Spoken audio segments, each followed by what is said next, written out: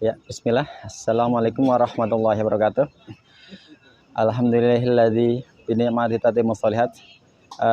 Perkenalkan, nama saya Abdul Ghafir, asli dari Tegal, tapi mukim di Bogor. Saya salah satu daripada anggota RBI. RBI itu apa? Ya. RBI itu adalah singkatan daripada Relawan Bekam Indonesia. Silakan sejarahnya. Berkaitan dengan RBI ini adalah salah satu bagian daripada PBI, di mana kalau dari strukturnya RBI ini berada di bawah Dr. Zul Akbar langsung, dan itu sekarang. Tapi sebelumnya RBI ini adalah bagian daripada divisi sosial Perkumpulan Bekam Indonesia. Berkaitan dengan jobdesknya, RB ini lebih mengkerucut kepada kebencanaan. Jadi kalau divisi sosial PB itu ke secara umum, nah kalau RB ini lebih mengkerucut hanya ke zona bencana, kebencanaan, kemanusiaan seperti itu. Nah, jadi itu untuk asal usulnya berdiri itu gimana? Karena kemudian pernah nangani apa atau sebagainya? Awal mulanya tiba-tiba kok bisa muncul? RBI ini ibarat anak itu baru lahir yang usianya baru hitungan bulan. Oh gitu. Iya. Awal muasalnya itu dari divisi sosial. Nah, dari divisi sosial ini kemudian karena banyak program, akhirnya terbentuklah RBI yang dimana hanya khusus untuk kemanusiaan saja, untuk semacam bencana begitu kan. Tapi karena kita itu masih awal, kami pun di lapangan belum main kotor-kotoran, masih di level dapur umum lah. Seperti itu. Nah, terus pada saat itu divisinya apa saja kok tiba-tiba muncul RBI itu? Mungkin ada kesulitan apa gitu? Iya, karena memang kalau dari divisinya itu dari mulai Dewan Syuro, Ketua, Sekum, terus juga Bendahara, terus juga organisator umum. Kemudian berkaitan merucut kepada adanya RB ini karena memang Bogor ini terutama area kabupaten ini menurut catatan dari BMKG itu area yang gampang bergerak, gampang longsor.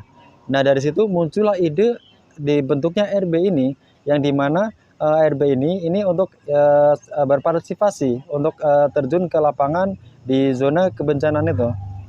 Kemudian selepas itu barulah kami mengadakan semacam diklat-sar. Tapi tadi baru level yang dapur umum, belum yang kotor-kotor. RBI singkatan apa tadi? Relawan Bekam Indonesia. Relawan Bekam Indonesia. Kemudian PBI? Perkumpulan Bekam Indonesia. Oh, ini relawannya. Iya, relawannya. Perkumpulannya Bekam ya. Iya. Nah, sepengetahuan saya mengertinya Bekam itu untuk kesehatan yang wajar ya. Betul. Nah, kalau untuk bencana itu apa perlu Bekam ya? Gitu kan? Iya. Jadi kalau misalkan di kebencana itu sebetulnya yang lebih dibutuhkan logistik. Terus juga ada pun teman-teman terapi yang diturunkan itu lebih kepada keterampilan lain ya. Meskipun ya ada beberapa yang butuh dibekam, tapi ya hanya sedikit, lebih dominannya ke arah situ. Seperti itu. Dan memang karena memang PB ini semua anggotanya itu bergerak di dunia penyehat tradisional ini, maka ketika kami membuka dapur umum pun itu terkadang kami dibentuk PJ kesehatan itu. Oh iya. Iya. Tapi ya lebih terapinya paling lebih kepada seumumnya itu lebih kepada pijat. Iya. Dan sampai bekamnya ya. Ada juga bekam, cuman sangat sedikit, lebih banyaknya ke pijat. Karena orang ibarat kata ya orang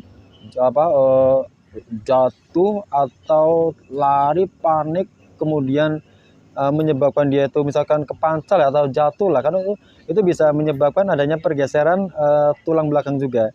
Nah, di sini peran teman-teman dari PJ Kesehatan untuk kembali mereposisi untuk kembali menstimulasi sistem saraf yang ada pergeseran disebabkan oleh misalkan jatuh, misalkan ibarat kata kondisi panik, kondisi segala macam, itu perannya di situ untuk kembali apa namanya merefresh, membetulkan lah seperti itu. Tapi nggak pada lukanya, hanya perbaikan di sisi tulangnya. Itu umum seperti itu. Iya, karena mungkin lari ada geser, ada terkilir mungkin gitu ya. Iya. Kemudian kalau yang di tangan itu yang rata-rata usia berapa itu? Jadi secara umum memang ini kan sebetulnya pertama itu kami sampaikan bahwa dapur umum ini yang pertama ya. Terus adapun teman-teman yang cara mana ini kalau secara umumnya itu di lapangan sanemunya dia. Jadi Senemunya. iya, jadi tapi untuk sekarang ini beliau lagi lebih sering menjemput bola. Jadi kami jadwalkan di posko ini. Tapi untuk sekarang karena keterbatasan SDM, beliau lebih cenderung jemput bola, langsung terjun ke zona-zona, iya seperti itu. Caranya mengetahui kalau mereka butuh budget apa? Yang namanya di lokasi bencana ada yang keseleo, ada yang ibarat kata luka. Luka itu sebetulnya kami bukan pada lukanya ya, tapi lebih pada merefleksi kondisi tulangnya atau ototnya, itu seperti itu. Lebih arahnya ke situ. Iya, karena memang seringkali kami juga bersinergi dengan medis. Terkadang medis itu untuk pengobatan luka, ya kami kepada tulang otot sarafnya, seperti itu. Yang sudah terjadi ini banyak kan anak-anak atau orang dewasa atau bagaimana? Kemarin yang saya terima laporan itu berkaitan dengan yang sudah ditangani. Ini kisaran usia antara 30 sampai 50 lah. Iya. Itu berdasarkan laporan yang sudah saya terima ya dari PJ Kesehatan ya. Kalau anak-anak belum ada ini ya? Kalau di lapangan sendiri saya belum tahu pasti, karena itu kan ada PJ sendiri ya. Untuk laporan anak-anak itu selama ini belum ada, maksudnya belum saya terima lah laporan itu, karena beliau tuh ketika berangkat pagi, kadang jam 9 baru pulang ke situ. Dan ini untuk RP ini ketika ada bencana itu langsung bergerak apa menunggu informasi gimana? Iya, baik. Ketika sampai di sini. Iya. Jadi awal cerita kejadian kemarin itu ketika ada kabar bencana pas hari Senin ya, Senin pekan kemarin. Itu pertama kita ngasih info dulu ke teman-teman. Nah, terus selepas itu yang bisa bergeraklah sendiri. Akhirnya saya dan Pak Isnen. Pak Isnen itu anggota RB juga, cuman kami meskipun sama-sama berangkat ke lokasi, kami punya misi yang berbeda. Saya untuk di logistiknya, Pak Isnen itu yang PJ Kesehatan, beliau langsung ke main yang kotor-kotor Pak, bantu evakuasi, menterapi orang yang korban-korban yang ibarat kata ada lukanya, ada gangguan kesehatannya, begitu kan. Nah, selepas itu kami waktu itu 2 hari full di lokasi, kemudian hari ketiganya barulah ada kesepakatan untuk buka dapur umum. Karena persiapan dapur umum juga karena yang namanya baru lahir ya, jadi masih banyak yang disiapkan. Iya. Akhirnya disepakatilah dapur umum itu buka pada kalau nggak salah itu Kamis pagi kalau nggak salah. Rabunya itu teman-teman survei ke sini, kemudian Kamis pagi langsung eksekusi, action, kemudian langsung buka di sini. Alhamdulillah Allah berikan kemudahan, Allah berikan kelancaran, dan sampai sekarang masih istiqomah, masih konsisten. Dan wacananya insya Allah estimasi itu kisaran 1 bulan lah insya Allah. 1 bulan. Insya Allah. Itu meskipun ya terkadang kami itu ya karena memang target kami itu sehari itu harus 400, kadang juga hampir 500 itu kan, untuk nasi bungkus, untuk yang dibagikan ke warga-warga yang terkena bencana.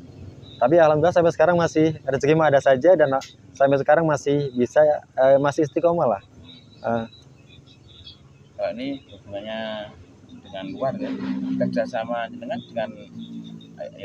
yayasan atau organisasi apa saja itu RBI? Jadi emang karena RBI ini ibarat kata baru lahir ya, lahir dari tubuh PBI. Ibarat kata PBI itu emaknya, RBI anaknya gitu kan. Nah, RBI ini sudah tingkatnya nasional. Jadi dari adanya kami di sini, adanya RBI bisa buka dapur umum di sini. Salah satunya ini ada support dari saudara-saudara PB yang lain, baik dari PBI Bogor, PBI Cianjur, Jawa Tengah, Jawa Timur, se-Indonesia dapat support semua. Bahkan tadi Bapak yang di belakang beliau dari Sragen. Terus yang sebelah sini dari Bandung juga. Baru ketemu nih juga ya. Baru ketemu. Beliau tuh Pengda PBI Jawa Tengah. Beliau utusan daripada Dr. Ali Ridho. Ali Ridho. Iya. Beliau diutus untuk ke sini ya, ibarat kata beliau tuh Masya Allah juga partisipasi untuk dapur umum ini. Jadi ini ngantornya di mana, Mas? Masih nginduk dengan PBI. Jadi di mana? Di Jakarta. PBI itu di Depok.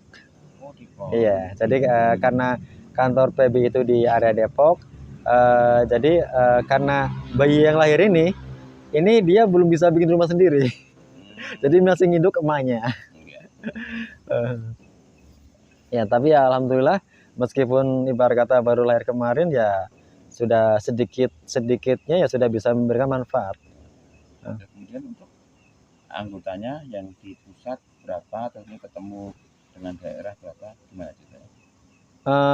Itu sifatnya sukarela, jadi nggak tentu. Ada kalau misalkan tanya berapanya nggak tentu, karena ibarat kata satu saya tuh sebetulnya di sini tuh bukan diwajibkan, bukan. Kenapa? Ya karena memang kemauan sendiri. Ketika ada daerah di mana di situ saudara-saudara kita sudah terkena musibah, itu secara refleks pengen ke sana, pengen berbuat sesuatu lah. Untuk apa? Menolong mereka semampu kita, sebisa kita. Jadi makanya tadi saya ceritakan ketika terjadi gempa itu yang bergerak itu bukan atas nama RBI, tapi pribadi. Iya, pribadi. Saya pribadi, Pak Estem pribadi. Nah, cuman karena saya itu di bagian logistik, saya dapat support dari PBI untuk mengantarkan logistik itu. Seperti itu 2 hari, Selasa, Rabu. Selasa saya ngantar logistik ke zona area Ciberem. Rabunya saya tuh dapat support dari bendahara PBI untuk membelanjakan sekian puluh nasi bungkus. Saya salurkan saya nggak paham nama kampungnya, itu selepas itu melewati zona-zona yang longsor. Ambil kanan, karena saya bukan orang sini, saya juga nggak hafal daerahnya, saya nggak bisa menyebutkan nama kampungnya. Seperti itu. Nah, kemudian selepas kami dan saya dan Bestan ke sini, barulah teman-teman RB itu pada menyatukan suara, sepakat bikin dapur umum. Nah, akhirnya Rebo itu survei, Kamis langsung berdiri. Ini baru pertama kali untuk menangani bencana berarti. Iya. Dulu belum, karena emang sebetulnya waktu bencana di daerah Cigudeg ini RB juga sudah ada. Cuman kami nggak ada pengalaman buka dapur umum. Jadi perlu teori dulu. Dan kami hanya dari rumah misalkan nganter logistik, titipin ke posko, nganter. Iya, seperti itu. Minta tolong untuk outletnya Iya. outlet orang lain ya. Iya Kita seperti hanya itu. masuk barang aja gitu. Heeh, heeh. Jadi semuanya tinggi. Nah, tadi hanya nitip sekarang sudah bisa berdiri. Alhamdulillah Allah mudahkan semua. Ceritanya kok bisa menempati lahan ini gimana ceritanya? Eh, Dapat tempat. iya, dan kebetulan kami itu punya teman ya, di mana teman itu beliau adalah seorang pengurus PBI cabang Cianjur. Oh, Nah, beliaulah yang menjembatani untuk kami bisa berdiri di sini. Dan beliau juga yang mendistribusikan dari seperti makanan dan barang-barang yang alhamdulillah banyak titipannya dari saudara kami yang lain ya. Itu beliau yang menjembatani mendistribusikan karena beliau yang paham wilayah mana yang terdampak buruk, mana zona yang paling parah. Nah, beliau datangi, beliau survei, kemudian didata sama beliau. Itu Pak siapa tadi? namanya Pak Asep. Pak Asep. Iya, Pak Asep yang ini survei langsung ke lokasi-lokasi. iya. Dan Pak Asep ini pun punya tim lagi di sini. Oh, Jadi Pak Asep itu adalah pengurus cabang Cianjur PBI gitu kan. Nah, kemudian lewat beliau kami bisa alhamdulillah bisa berdiri di sini dan bisa menyalurkan yang memang korban lah dampak daripada gempa tersebut. Dan semuanya itu didata sama beliau karena beliau yang paham lapangan. Ya. Jadi sampai tempat ini bisa masuk ya karena izin beliau ya. Alhamdulillah. Jadi ikhtiar beliau kami bisa di sini. Untuk prosedur lebih rincinya saya sendiri kurang paham karena memang pas waktu itu saya masih di sini, masih di lokasi tapal kuda ke dalam. Ketika ada cerita ketika saya mau balik ke Bogor itu saya kira jalannya masih seperti kayak pagi, masih bebas. Nggak taunya apa? Udah ditutup. Sama? Ya karena ada pengerjaan ini lampu Normalisasi. ya jadi karena bekas longsor ya. Ada alat berat yang lagi bekerja begitu kan. Itu masya Allah. Ketika saya melewati jalur itu luar biasa. Jadi sulitnya. Karena apa? Udah padat, merayap. Ditambah-tambah kalau ada mobil rescue, ambulans kan mau kita harus minggir gitu kan. Udah jalan padat, minggir. Itu luar biasa perjuangannya. Ternyata selepas udah mendekati area longsor ditutup, disuruh putar balik.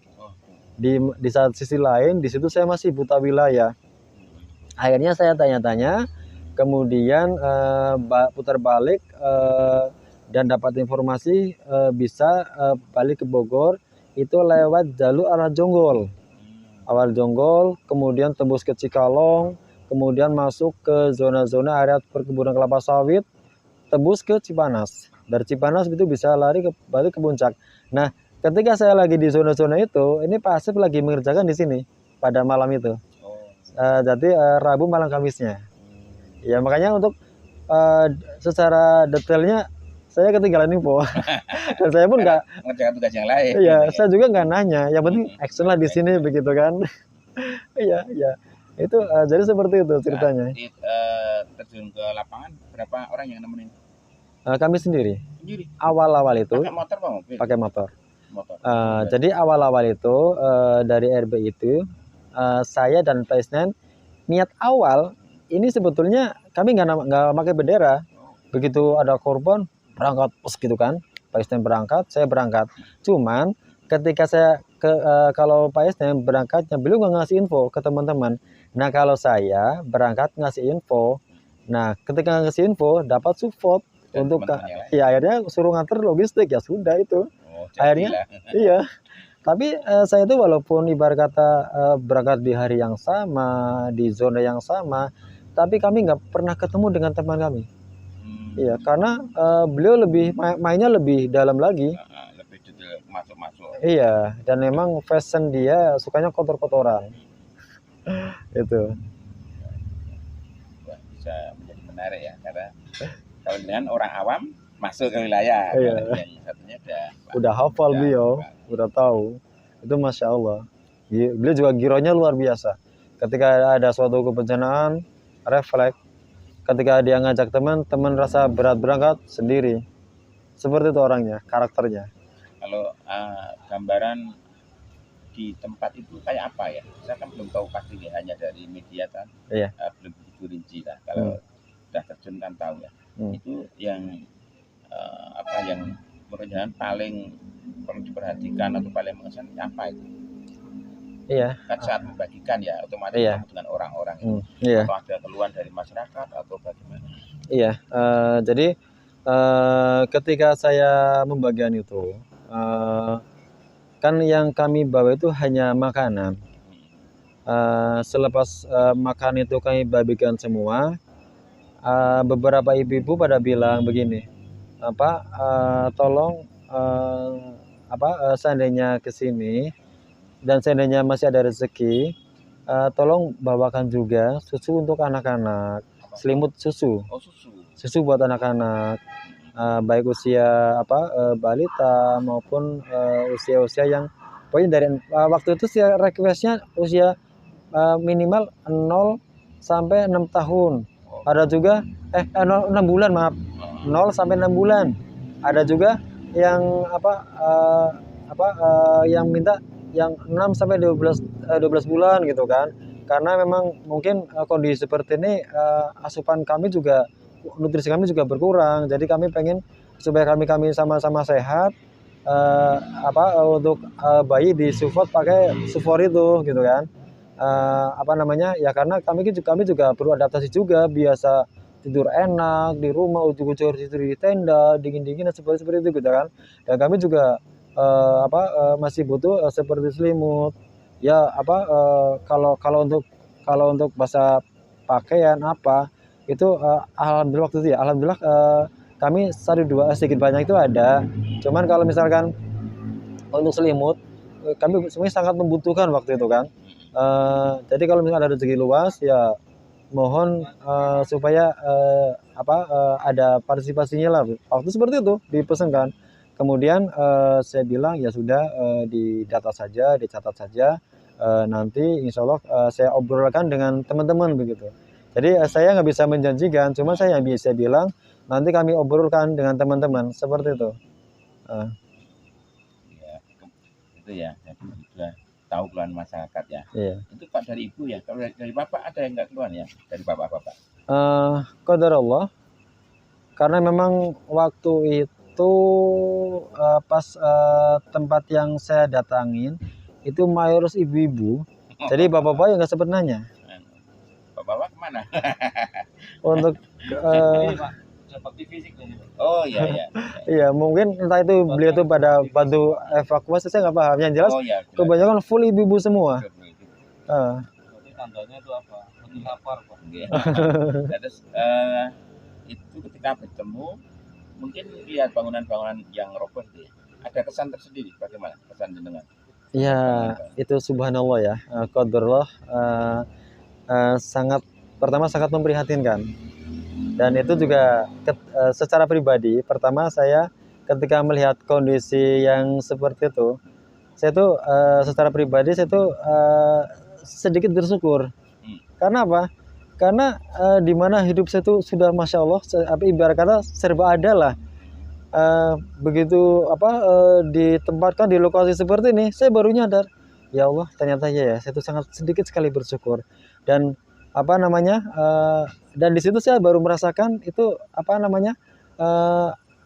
karena kan ketika lokasi bencana itu yang namanya gempa susulan itu udah pasti terjadi.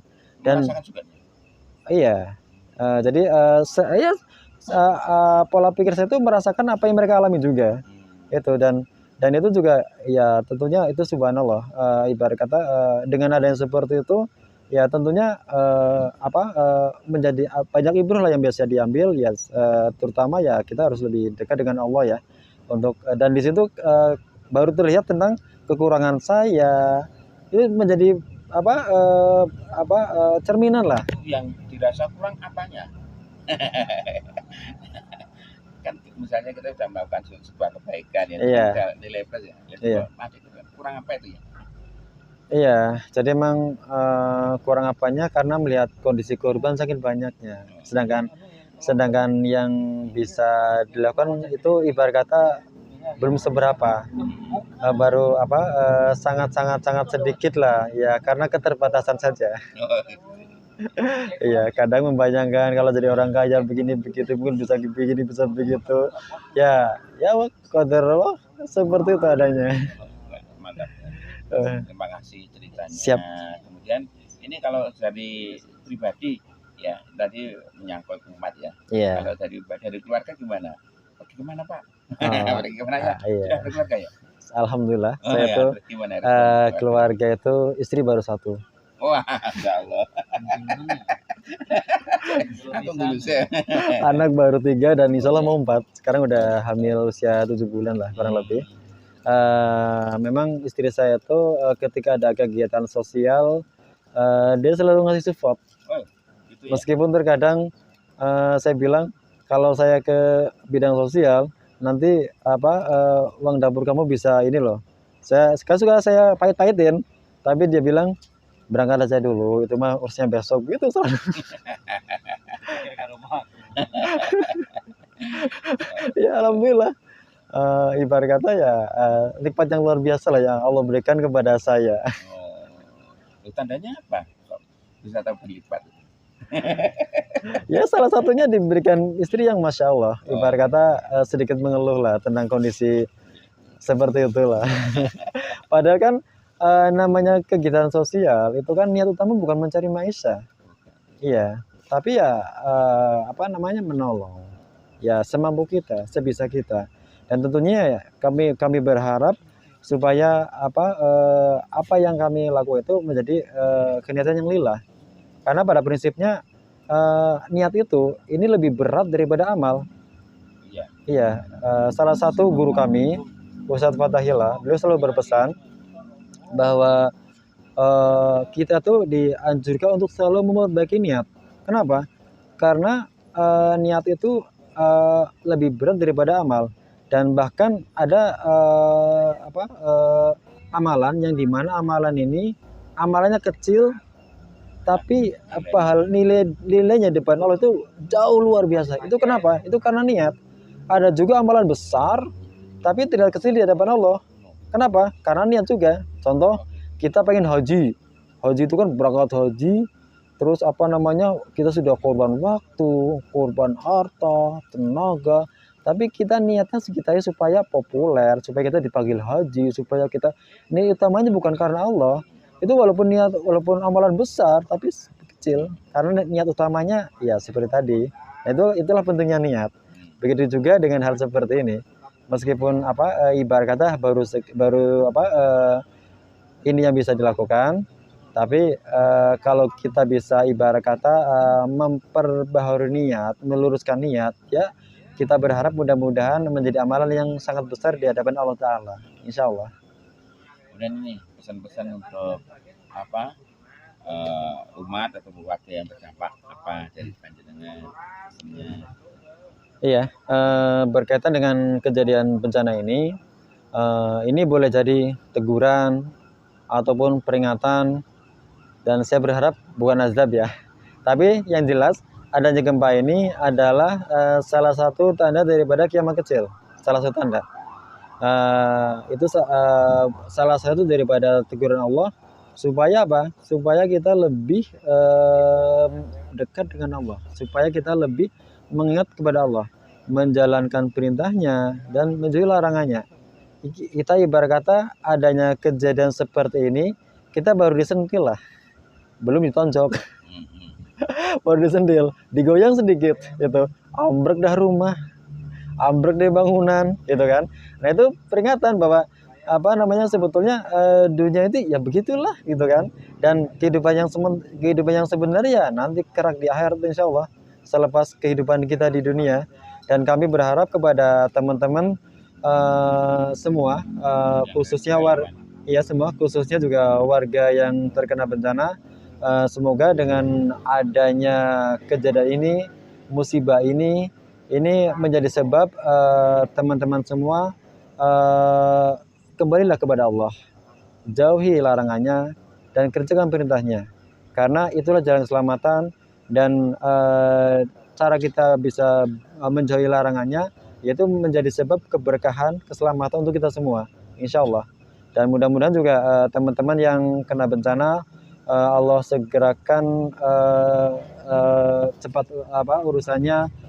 Semoga Allah segera kembalikan kondisi aman, nyaman, pulih seperti sedia kala, dan semoga teman-teman semua Allah selalu anugerahkan kesehatan, rezeki yang luas, amal yang diterima, dan keberkahan yang melimpah, insya Allah.